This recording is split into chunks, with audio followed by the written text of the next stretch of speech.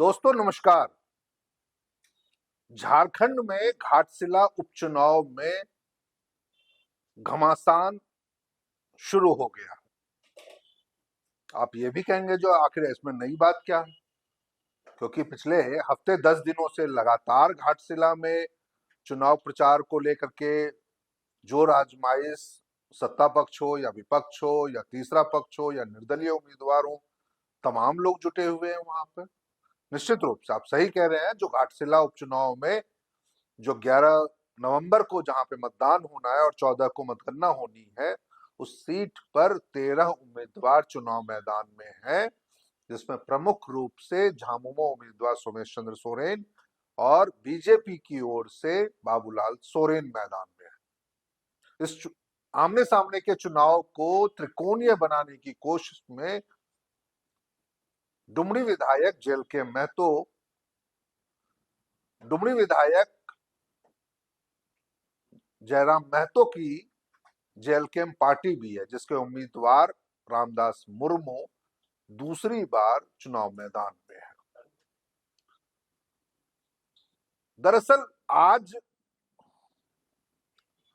दरअसल चुनावी घमासान की बात मैं इसलिए कह रहा हूं क्योंकि मुख्यमंत्री हेमंत सोरेन औपचारिक रूप से चुनाव प्रचार शुरू होने के बाद पहली बार चुनाव मैदान में नजर आए।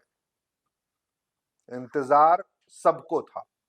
इंतजार यदि झामुमो उम्मीदवार सोमेश चंद्र सोरेन को था, तो इंतजार बीजेपी को भी था, जो आखिर इस चुनाव प्रचार के दौरान, अपने भाषण के दौरान मुख्यमंत्री हेमंत सोरेन किन बातों को जनता के सामने रखते हैं।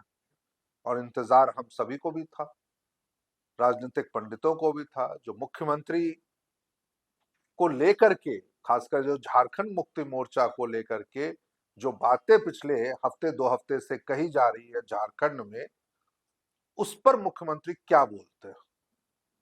आपने इशारा वो समझा जो मैं किस और आपसे बात कह रहा हूं। इशारा है गठबंधन को लेकर के, जो कैसे बिहार विधानसभा चुनाव में झामुमो के पहले उम्मीदवार खड़ा करने और बाद में पीछे हटने के बाद झारखंड सरकार में शामिल वरिष्ठ मंत्री और जेएमएम के बड़े लीडर सुदिव्य कुमार ने कांग्रेस और राजद पे जमकर गंभीर आरोप लगाए थे गठबंधन के पालन नहीं करने को लेकर।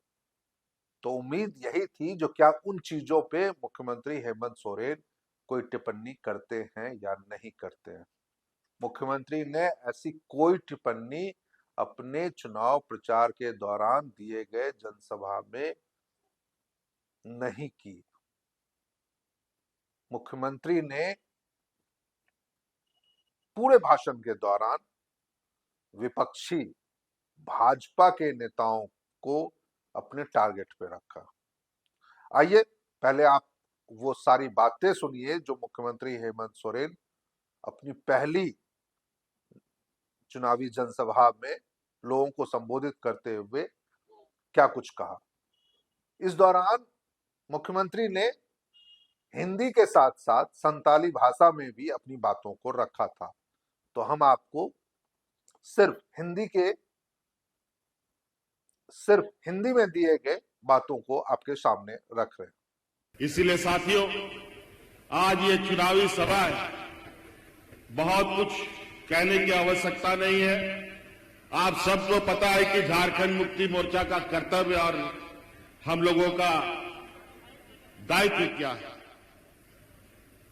ये व्यापारियों का पार्टी नहीं है, व्यापारियों का जमात नहीं है। ये आदिवासी, दलित, पिछड़ा, गुरबा, किसान, मजदूर, यहां के मूलवासियों का ये पार्टी है। और एक तरफ व्यापारियों का जमात और दूसरा तरफ गरीब, गुरबा, आदिवासी, मूलवासी। यही लड़ाई पूरा देश में चल रहा है। आज ये लोग आदिवासी, दलित, पिछड़ा, गरीब को तो लगातार कुचलने में लगे,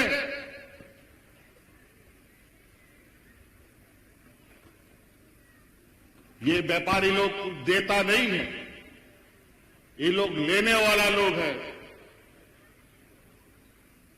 जब उसको जरूरत पड़ेगा आपका पैर पकड़ लेगा, लेकिन जब उसका काम निकल जाएगा तो सीधा गर्दन पकड़ लेगा।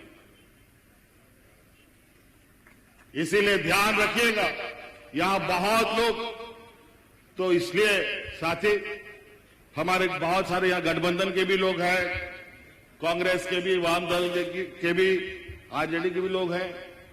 आप लोगों का भी सहयोग के लिए बहुत बहुत आभार।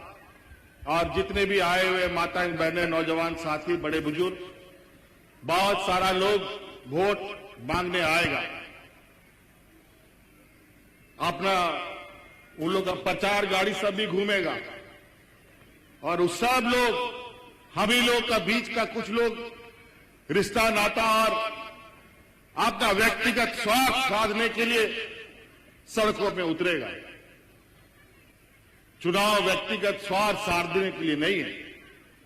चुनाव अपना हक अधिकार कैसे हमें मिलेगा, इसके लिए चुनाव होता है।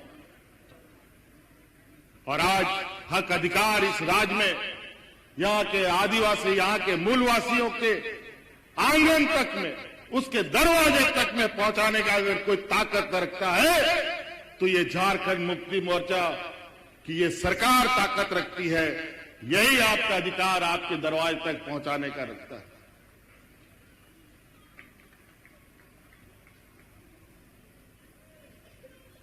इसलिए आप सब लोगों से ये आग्रह और निवेदन है कि 11 तारीख का दिन हमारे पास एक ऐसा नौजवान को हम लोगों ने प्रत्याशी बनाया है। बहुत लोग बोलता होगा, अरे बोका है, छोटा है, नहीं जानता है। ये कोरा कागज है। इसका किस्मत का जो पीठ है, इसके शरीर में एकदम सादा कागज है। इस पर जो यहां घाटशिला का लोग लिखेगा वही इसका पीठ में लिखाएगा। आज इसीलिए इस बात को ध्यान रखिएगा कि आप लोग कौन सा जगह आप चुनिएगा। आज ये नौजवान, बहुत सारा लोग बोला कि मंत्री रामदास थे तो मंत्री काहे नहीं बनाया। बहुत लोग तो हुआ, वो लोग मंत्री बन गया था पहले। हमको पता है किसको कब मंत्री बनाना है। आज ये नौजवान को हम आज के लिए तैयार नहीं करेंगे, ये आने वाला पीढ़ी के लिए तैयार होगा जो इस घाटशिला का प्रतिनिधित्व करेगा। तो इसको हमको बहुत कुछ सिखाना है।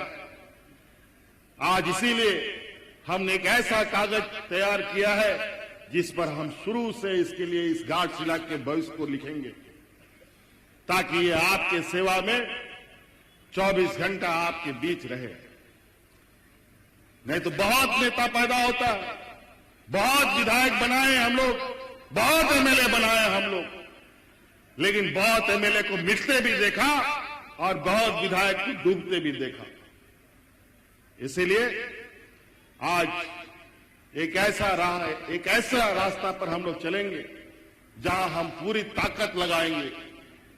और हमारा एक नौजवान साथी जो इसका सहयोगी बनेगा वो है सोमेश सोरेन। आज इसीलिए हम लोग अब 1 नंबर 2 नंबर का ईवीएम मशीन में इतना बटन दबाएं कि इसका जो टे का जो आवाज है कि पूरा झारखंड सुनाई दे और दिल्ली के कानों तक में चला जाए कि झारखंड में झारखंड मुक्ति मोर्चा के अलावा कोई जगह नहीं। तो साथियों, आपने सुना हेमंत सोरेन को, उनके तेवर को देखा आपने, उनके भाषण शैली में आए निखार को देखा, उनकी बातचीत के अंदाज को देखा जो उन्होंने घाटशिला के मतदाताओं के साथ अपनी बातों को रखते हुए की।